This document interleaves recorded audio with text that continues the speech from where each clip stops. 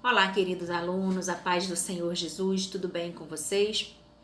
Espero que sim, eu confesso que já estou com saudade de cada um, amém? Da nossa interação em sala de aula, mas não é por não poder estar nos unindo, nos ajuntando, que a gente vai deixar de estudar, né?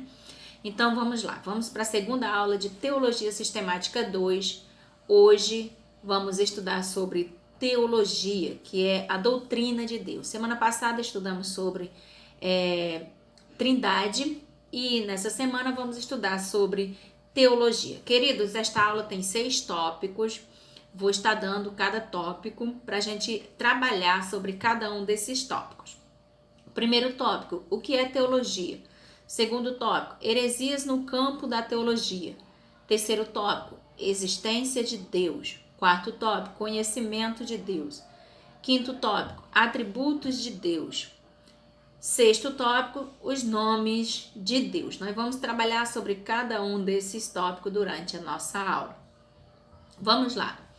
Teologia, doutrina de Deus Pai. Queridos, os teólogos costumavam chamar a teologia de Deus ou disciplina da teologia sistemática que trata da pessoa de Deus, que também dá nome à ciência das coisas divinas. Queridos, a palavra teologia não aparece na Bíblia, tá? Foi usada pelos filósofos gregos no sentido mítico religioso. Por esse motivo, muitos cristãos no século III usavam esta palavra teologia negativamente. A palavra teologia significa estudo sobre Deus. Theos, que no grego é Deus, e logos, palavra ou discurso, né? Esta ideia ruim caiu por terra quando Orígenes de Alexandria usou, né? Foi ele quem usou, quem empregou a palavra teologia de um modo positivo. E Eusébio de Cesareia propagou entre os cristãos. Amados, a doutrina de Deus é o principal assunto da teologia ou de qualquer estudo teológico, amém? E é o ponto de partida que norteia todo o ensino. Por quê? Porque está falando sobre o nosso Deus, amém? Para Agostinho de Hipona, teologia tem 3 tipos: a mítica, a política e a natural. Para evitar a ambiguidade, o teólogo Lev Schaffer usou o termo teontologia para definir melhor a doutrina de Deus, visto que no grego ontos significa ser, a fim de evitar ambiguidade, ou seja, teontologia é o estudo sobre o ser de Deus. Porque já que na teologia existem 3 tipos de teologia, a mítica, a política e a natural. Lev Schaffer usou a palavra teontologia para evitar ambiguidade, tá bom? Só uma explicação básica para vocês. Vamos lá. Primeiro tópico, o que é teologia? Aleluia! Louvado é o nome. O que é teologia? Como já explicamos, teologia é o estudo sobre Deus. E a fonte da teologia é amar a Deus com entendimento. Está lá em Marcos 12:30. Queridos, o Senhor asseverou, lá em João 17:3. E a vida eterna é esta, que conheçam a Ti só, por único Deus verdadeiro, e a Jesus Cristo, a quem enviaste. Então o Senhor Jesus, ele tinha a preocupação que nós viéssemos conhecer a Deus, amém? Conhecer a Deus e conhecer a Jesus Cristo. Como que nós conhecemos a Deus? Como que nós conhecemos a Jesus Cristo? Através da palavra de Deus, da Bíblia Sagrada, amém? Essa é a principal fonte do conhecimento sobre Deus. Agostinho de Hipona dizia: é preciso crer para compreender. Ele dizia que para crer era necessário compreender as escrituras. Se nós não compreendêssemos, nós não tínhamos como crer, né? Ele estava se referindo a Isaías 7:9, que diz assim: se não crerdes, certamente não ficareis firmes, ou não compreendereis, né? Portanto, Ainda que haja fontes secundárias, isso é muito importante para todos nós que somos estudiosos da palavra de Deus. Ainda que haja fontes secundárias que nos ajudem a conhecer a Deus, sem dúvida, a Bíblia é a principal fonte. Amém? Louvado é o nome do Senhor. Para Anselmo de Cantuária, a teologia são os dados da revelação postos em ordem sistemática e organizada ao longo dos séculos. Isso implica o uso da razão. Daí o papel da filosofia e da hermenêutica. Mas, como já falamos, nossa principal fonte sempre, amém? Nossa principal fonte de conhecer a Deus sempre vai ser a Bíblia, que é a palavra do nosso Deus. Vamos lá para o segundo tópico. Se vocês tiverem dúvida no primeiro, no segundo, terceiro, quarto, quinto, sexto tópico, vocês dão uma pausa nesse tópico, escrevem a pergunta e depois envia a pergunta, tá bom? Podem mandar pela mensagem aqui embaixo no vídeo ou pelo meu zap, tá bom? Eu vou deixar o meu zap aqui embaixo. Eu sei que os meus alunos já têm meu zap, mas eu vou deixar aqui embaixo, tá bom? Então, vocês podem mandar a pergunta pelo zap. Irmãos, alunos, não deixem de enviar perguntas. Não fiquem com dúvida. Como eu já falei, não é porque a gente não está próximo que a gente não vai se comunicar. Por isso que eu fiz o grupo no WhatsApp para a gente se comunicar melhor, tá bom? Vamos lá para o segundo tópico. Heresias no campo da teologia. Queridos, existem várias heresias no campo da teologia, como por exemplo, os agnósticos, os ateísmo, deísmo, evolucionismo, enoteísmo, materialismo, monismo, panteísmo e politeísmo. Não vai dar para falar sobre todos, mas vou falar pelo menos sobre alguns, amém? Todas essas heresias surgiram ao longo dos séculos, né? Vamos lá. Agnosticismo. Esse, não sei, talvez seja o mais conhecido. Não, acredito que o mais conhecido é o ateísmo, né? Mas o agnosticismo é uma seita que já vinha sendo combatida há muito tempo. Se nós formos ler 1 João, a epístola de João lá perto de Apocalipse, nós vamos ver que João está combatendo os gnósticos, essa heresia, tá bom? Por isso que é importante a gente estudar, pesquisar sobre cada uma, para a gente ler a Bíblia e entender o porquê que os apóstolos combatiam tanto. Tem uma hora que o apóstolo Paulo fala para Timóteo, cuidado, porque haverá o tempo, vai vir o tempo que o povo vão sentir comichão nos ouvidos, querendo ouvir só aquilo que lhe alegra o coração. Isso nós temos visto. Então, por que ele falou? Porque já havia essas heresias no meio deles. Bom, agnosticismo nega a possibilidade de conhecer a Deus. O termo agnóstico é uma indicação, a palavra A, letra A, gnóstico.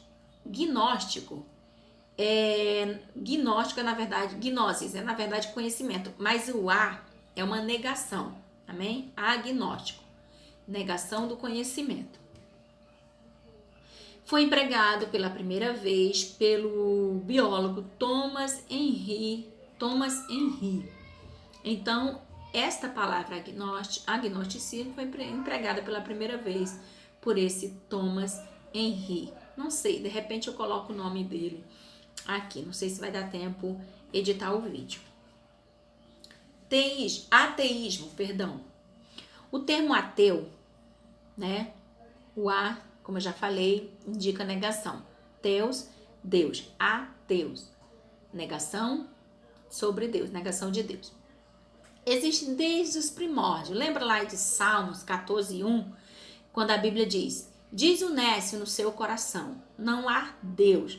Esse nécio aqui, os ateus, antigamente era conhecido como nécio. Então esse nécio, Deus está falando, a palavra de Deus está falando sobre os ateus. Diz o nécio no seu coração, não há Deus. Eles não têm como explicar o vazio, mas simplesmente eles dizem não há Deus. Existem também deísmo, defendem a existência do Criador e a impossibilidade do homem ter comunhão com ele. Esses comparam Deus como um relojoeiro. Por exemplo, eles acreditam assim, já que o relojoeiro faz o relógio e não fica próximo do relógio, o relógio vai para vários lugares, Assim é Deus. Deus nos criou, mas Deus não fica próximo de nós. Essa é a crença do deísmo, né? Daqueles que têm a crença no deísmo.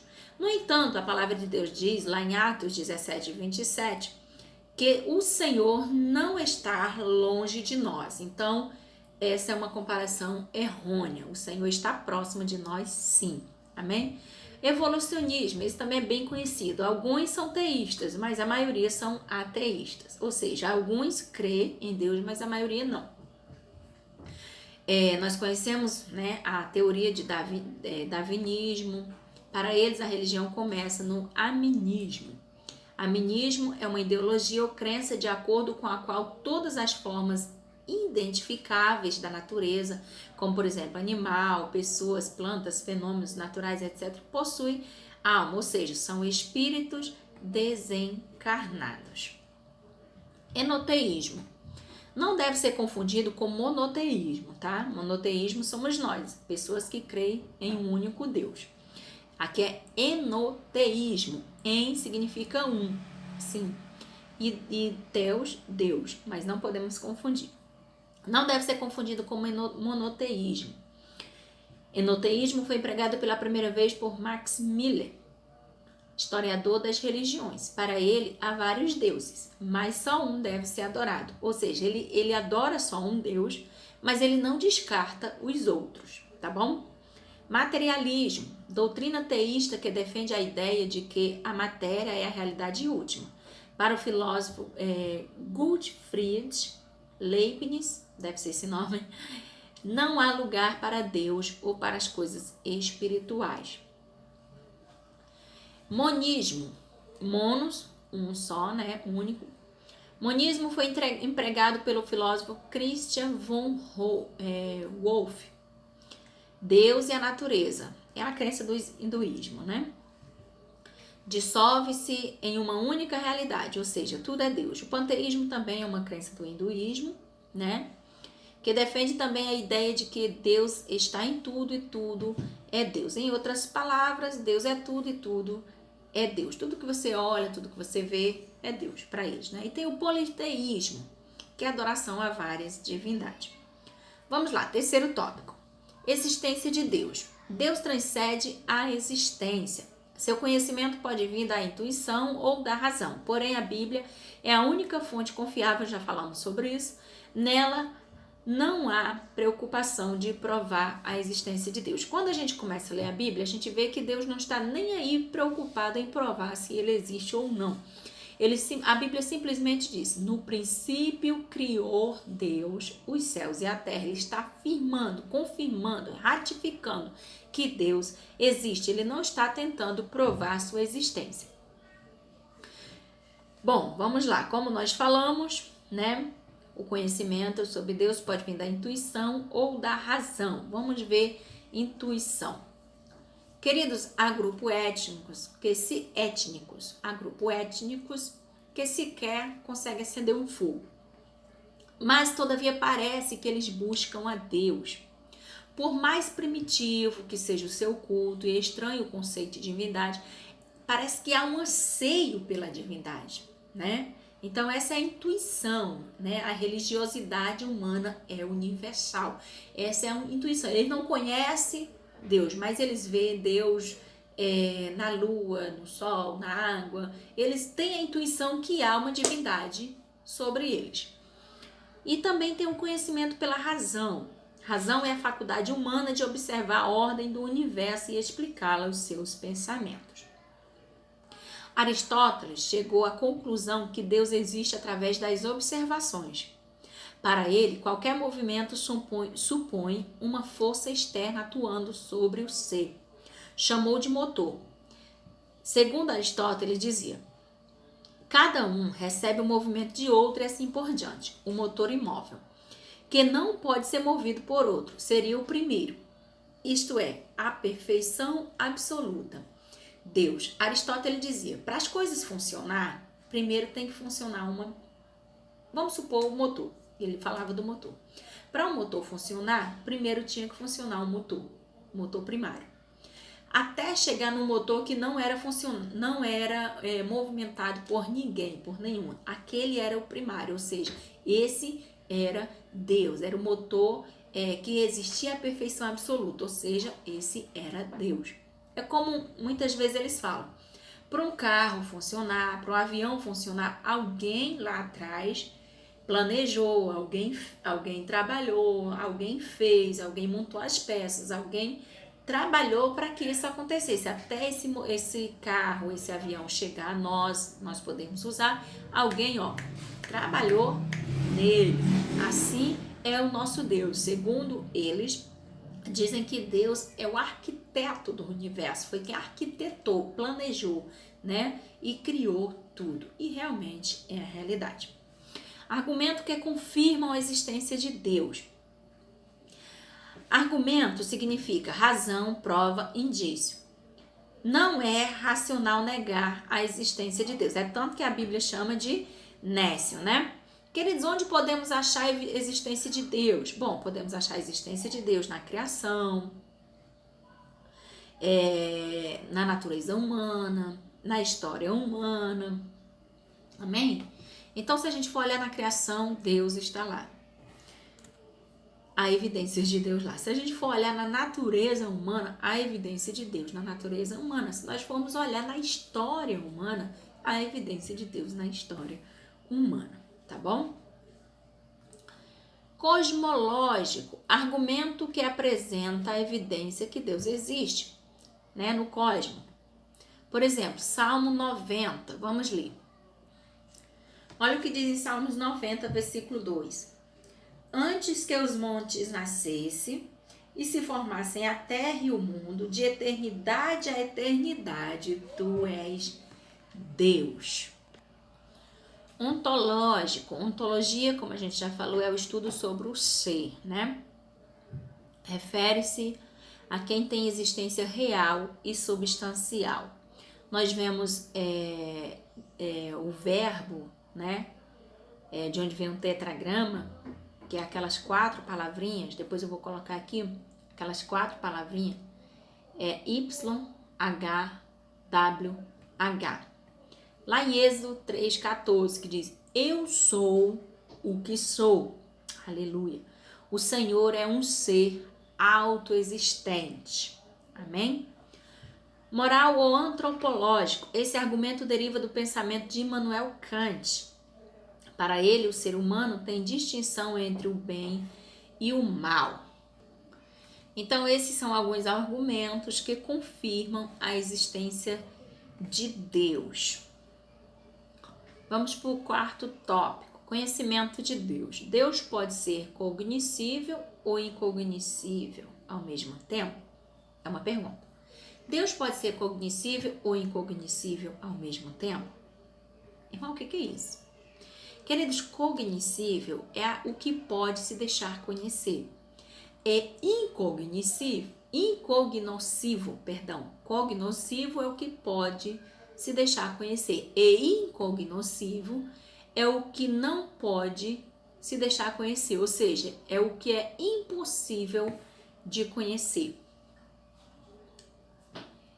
Deus é incognoscível, ou seja, ele é o ser infinito e nossa inteligência essencialmente limitada, não pode compreender, quer dizer, abarcar o infinito, assim como não podemos com os braços abraçar uma montanha por todos os lados. Sabe por quê? Porque Deus ultrapassa infinitamente nossa inteligência, amém? E tudo o que podemos conhecer e dizer a seu respeito não é mais do que um esboço em relação ao que ele é. No entanto, existe também o Deus cognoscível. Assim como existe o Deus incognoscível, aquele que não se deixa conhecer, existe também o cognoscível. O conhecimento que temos dele não é perfeito, contudo é verdadeiro, tá? A ciência está longe de conhecer o mundo de maneira perfeita e adequada. No entanto, tem a pretensão legítima de descobrir para nós, em parte, a natureza e as suas leis. Da mesma forma, se não podemos com os braços abraçar uma montanha, podemos ao menos pela vista ter ideia de um conhecimento parcial sobre ela. O que o autor está dizendo? Por mais que a gente não possa abraçar a montanha com os nossos braços, mas se a gente observar de longe, a gente tem uma ideia, um conhecimento parcial sobre ela. Assim é Deus. Nós não temos um conhecimento total de Deus, mas pelo que a palavra diz, pelo que Jesus nos apresentou, a gente tem um conhecimento parcial e é o suficiente para nós amá-lo cada vez mais. Amém? Precisamos entender que nunca podemos conhecê-lo ou compreendê-lo plenamente, mas o pouco que a gente conhece já é o suficiente. Vamos para o quinto tópico. Vou tomar uma água, tá? Dá uma pausa aqui, vou tomar uma água. Ok, voltei. Vamos para o nosso quinto tópico. Atributos de Deus. Vamos lá, queridos.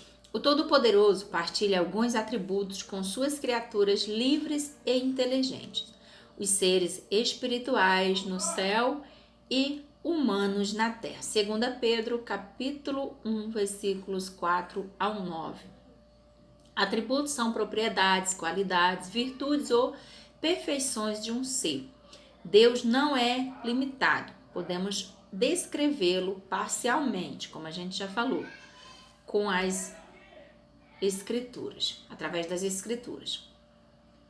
Atributos incomunicáveis, da deidade. Então, existem vários atributos incomunicáveis. Esses faz parte do incognoscível, amém? De Deus. Deus vai além da imaginação humana, não é possível defini-lo. Tem a perfeição.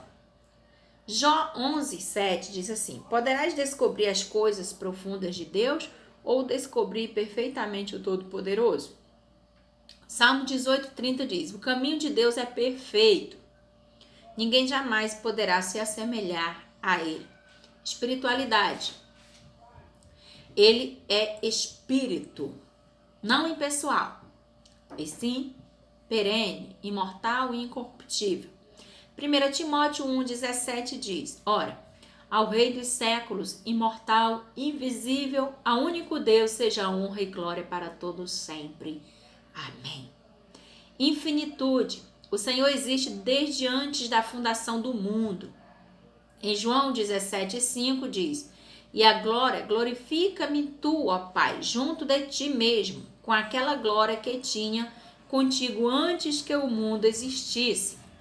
Eternidade. Deus é livre de toda distinção temporal. Ele é o Senhor do tempo. Amém? Ele não necessita do tempo, porque ele é o Senhor do tempo. Não teve começo nem tem fim. Tito 1:2 diz: em esperança da vida eterna, a qual Deus, que não pode mentir, prometeu antes dos séculos. Imutabilidade. O céu e a terra mudam, mas Deus continua o mesmo, porque ele é imutável. Onipresença. O Senhor está presente onde estiver pessoas, a qualquer hora e em qualquer lugar. Ou seja, ele está aqui comigo e está aí aonde você está ouvindo esse vídeo, estudando sua Bíblia, conversando. Amém? A Bíblia diz: onde estiver 2 ou 3 reunidos em meu nome, disse o Senhor Jesus, eu estarei presente. Onisciência, porque ele conhece todas as coisas. Isaías 40:28 diz: não há esquadrinhação no seu entendimento. Presciência, Deus sabe tudo, desde as coisas grandiosas. Salmo 147:4 diz: conta o número das estrelas, chamando-as todas pelo seu nome. Onipotência. Jeremias 32:17 diz: ah, Senhor Deus, és tu que fizeste os céus e a terra com o teu grande poder e com o teu braço estendido. Nada há que te seja demasiadamente difícil. Ele tem liberdade e poder para fazer tudo que esteja em harmonia com a natureza. Deus trouxe o universo à existência. Salmo 33, 9 diz: porque falou e tudo se fez, mandou e logo tudo apareceu. Ou seja, Deus tem o controle de tudo, amém? Agora vamos para os atributos comunicáveis. A gente leu um pouco, a gente estudou um pouco, aprendeu um pouco sobre os atributos incomunicáveis. Agora vamos para os atributos comunicáveis. Santidade. Queridos, o termo santo em hebraico é kadosh e significa separação, ou seja, para fazer diferença entre o santo e o profano, entre o impuro e o puro, entre o imundo e o limpo. Como está escrito, santo sereis porque eu, Senhor vosso Deus, sou santo. Levítico 19, 2. E no Novo Testamento, lá em 1 Pedro 1,16. A santidade de Deus é o princípio da sua própria atividade. Abacuque 1,13. Tu és tão puro de olhos que não pode ver o mal. Queridos, é muito importante a gente entender. Se a palavra santo é para fazer diferença entre o profano, entre o santo e o profano, entre o imundo e o limpo, então tudo que é consagrado a Deus, não pode ser impuro, tem que ser santo, ou seja, tem que ser separado. É por isso que a Bíblia diz, sede santo porque eu sou santo. Já vi, santo só é Jesus. Mas é importante, querida, a gente tentar se santificar. Como que a gente se santifica? Se separando, amém? Saindo do meio da roda dos escarnecedores. Saindo do meio daquilo que só fala impurezas, né? De pessoas de lábios impuros. Então a gente tenta se santificar se separando um pouco, tirando um pouco, doando a nossa vida para Deus. A gente já está se santificando, amém? Outro atributo comunicável, verdade. Verdade é um atributo relacionado com a fidelidade de Deus. Diz respeito à sua veracidade e algo próprio da natureza divina, né? Então Deus é verdade, ele não se pode mentir. Tem também o amor, que é o tema central das escrituras, tá? Ali quando diz, porque Deus amou o mundo de tal maneira que deu seu único filho para que todos aqueles que nele crê não pereçam, mas tenham a vida eterna. O amor divino é desde a eternidade. Ele não nos amou depois que a gente aceitou Jesus, não, tá? Ele nos amou bem antes. Deus criou o homem com capacidade de amar. Por isso que esse é um atributo comunicável, porque nós também temos a capacidade de amar. Nós o amamos porque ele nos amou primeiro. Por isso a Bíblia nos aconselha, amemo-nos uns aos outros. Louvado é o nome do Senhor. Tem também a bondade. A bondade de Deus é um dos seus atributos morais. Deus é bom em si mesmo e para as suas criaturas. Louvado é o nome do Senhor. Salmo 145 diz, o Senhor é bom para todos e as suas misericórdias são sobre todas as suas obras. Tem a misericórdia de Deus também. Misericórdia, a graça e a longanimidade. Misericórdia é o termo teológico para compaixão. A Bíblia diz, a misericórdia do Senhor são a causa de nós não sermos consumidos. Ou seja, a misericórdia é ele olha e vê que a gente merecia, por exemplo, um castigo e ele deixa de dar. Ele usa com a sua misericórdia e não nos dá aquele castigo. E tem a graça. A graça é um favor imerecido, ou seja, ele nos dá aquilo que a gente não merece. É a mesma coisa na misericórdia. A misericórdia a gente merece a coisa ruim, ele nos dá a coisa boa. E a graça a gente não merece a coisa boa, mas ele nos dá. E tem também a longanimidade, ou a longanimidade. A longanimidade é a demonstração da paciência. Então, essas três palavras, misericórdia, graça e longanimidade, andam juntas, tá? A misericórdia do Senhor é a causa de nós não sermos consumidos. Há um historiador que diz que quando Deus... não sei se dá para explicar isso, mas é como se quando a vasilha de Deus está cheia, transbordando, ele está a ponto de agir com sua justiça, ele levanta do trono da justiça e senta no trono da graça para poder nos julgar.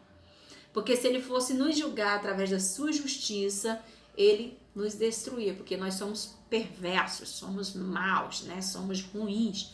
Mas ele levanta do trono da justiça e senta no trono da misericórdia, ou seja, e ao invés de dar a justiça, aquilo que nós merecemos de ruim, ele age através da sua graça, né? E nos agraceia com a sua bondade e com a sua longanimidade, né? Com a sua paciência. Vamos lá, gente. Tem também a justiça. Bom, a justiça de Deus pode ser interna ou externa. A interna é a excelência moral e a externa é a retidão de conduta. Tá bom? O Senhor é o autor da moral, como juiz soberano do universo e criador de todas as coisas. Tem o direito de decretar a sua lei e exigir de suas criaturas inteligentes a obediência e também a santidade. Mas, no entanto, ele nos deu o livre-arbítrio e ele nos aconselha. Tanto que tem uma palavra, acho que ela é em Deuteronômio, não lembro muito bem, que ele diz assim: eis que hoje eu coloco o bem e o mal. Aí ele diz, escolhe o bem, que é para que te vá bem, né? Então ele nos aconselha a escolher o bem para que nós vivemos bem sobre essa terra. Tem também a sabedoria. Como atributo divino, a sabedoria é mais do que um conhecimento ou inteligência, pois trata da capacidade mental para entender todas as coisas.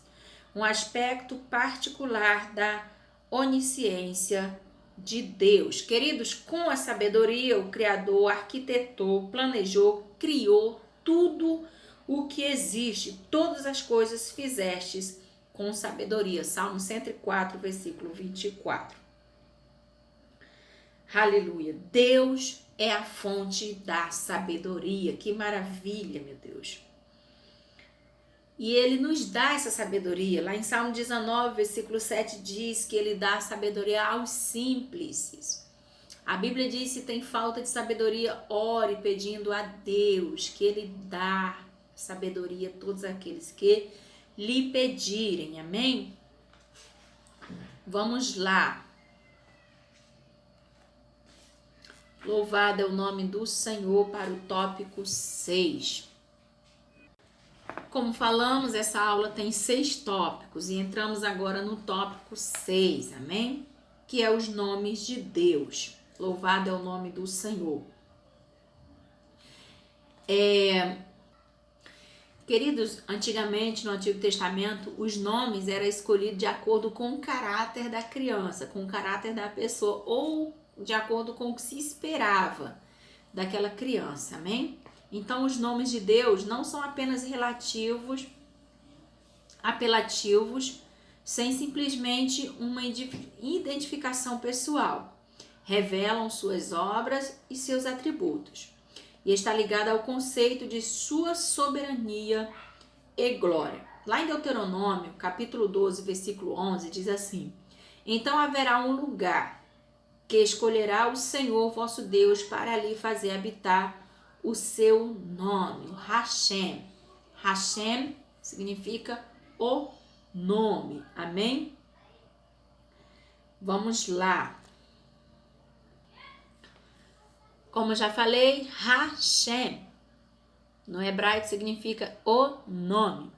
Revelam as obras e os atributos de Deus, ligando sua soberania e glória. Em Mateus 6, 9, no Pai Nosso, Jesus ensinou-nos a orar. E ele diz: santificado seja o teu nome, Hashem. Elohim. Elohim refere-se ao poder de Deus, à sua onipotência. A Trindade é vista no nome Elohim, à luz do texto bíblico. No princípio criou Deus os céus e a terra. A palavra Elohim é uma palavra no plural, no hebraico, né? Toda palavra que termina com M no hebraico é uma palavra que dá um sentido de plural, tá?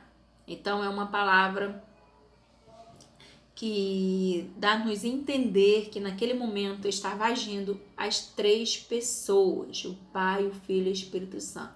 No princípio criou Deus, no princípio criou Elohim, Elohim, as três pessoas. É tanto que ele diz, façamos o homem, a nossa imagem e nossa semelhança. Então não estava falando de uma só pessoa, e sim três pessoas em uma, que era o próprio Deus. O termo El é um termo semítico muito antigo para a deidade, traduzido na Septuaginta, tá? Vamos lá. El Elyon, o mais forte, o Deus Altíssimo. Gênesis 14:19 diz: Bendito seja Abraão pelo Deus Altíssimo. El Shaddai, ou El Shaddai, Deus Todo-Poderoso. Gênesis 17:1. Quando Abraão estava com 99 anos de idade, o Senhor lhe apareceu e disse: Eu sou o Deus Todo-Poderoso. Anda em minha presença e sê perfeito. Adonai, Senhor. Deus domina e governa toda a criação. Malaquias 1:6. Se eu sou o Senhor, onde está o temor que me devem? Existem também, esses são os nomes de Deus, amém? Vamos conhecer agora os nomes compostos de Deus. Os nomes compostos de Deus, tá? Yahvé, os nomes compostos de Jeová ou de Yahvé. De acordo com as Escrituras, o Senhor se deu a conhecer por vários nomes inerentes à sua natureza e à circunstância de sua revelação. Por exemplo, Yahvé Jireh, ou Jeová Jireh, né? O Senhor proverá. Gênesis 22:13-14, ali quando Abraão foi em obediência a Deus, sacrificar Isaac, que Deus provê o carneiro sobre os arbustos, né? Aí Abraão olha e diz assim, Abraão ergueu os olhos e viu um carneiro preso pelos chifres nos arbustos. E disse, e chamou aquele lugar, né? O Senhor proverá. Por isso até hoje no monte do Senhor se proverá. Yahvé Rafá, ou Jeová Rafá, o Senhor que sara. Êxodo 15:26. Se ouvires atentamente a voz do Senhor teu Deus, sobre ti não enviarei nenhuma das enfermidades que enviei sobre os egípcios, porque eu sou o Senhor que te sara. Yahvé Shalom, ou o Senhor é paz. Jeová Shalom, né? O Senhor é paz. Juízes 6:24 diz, Gideão construiu ali um altar em honra ao Senhor e lhe deu este nome, o Senhor é paz.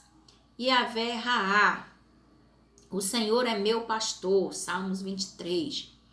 Yahvé Tsidquenon, o Senhor justiça nossa, em seus dias Judá será salvo, Israel viverá em segurança. E este é o nome pelo qual será chamado. O Senhor é a nossa bandeira. Jeremias 23:6.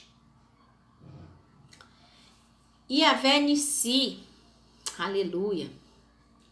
Ele vence as batalhas contra o vil pecador, amém? O Senhor é minha bandeira, Jeová Nissi, Yahvé Nissi.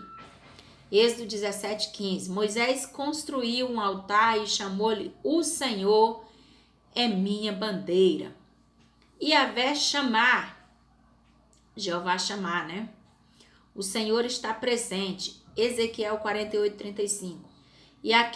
E daquele momento em diante o nome da cidade será o Senhor está aqui.